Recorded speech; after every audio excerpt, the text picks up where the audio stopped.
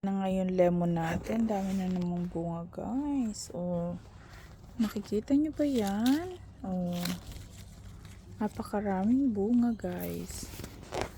Ayan oh, hanggang baba. Ayan ang bunga, nakukumpul-kumpul. Ayun pa oh sa loob. Ganyan kadami, di ba? Ang daming bunga ng ating lemon. So, kailangan pa bang bumili? Hindi na Oh. Ganyan guys. Ganyan talaga siya kadami. Maliit lang yung puno na yan guys ha.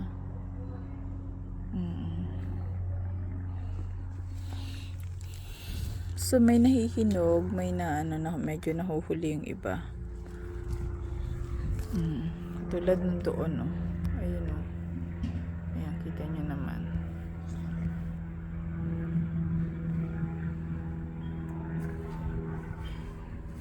Katabi lang siya ng fig dito sa gilid. Ano ba yan? Hindi ko mapaano yung aking ano yan.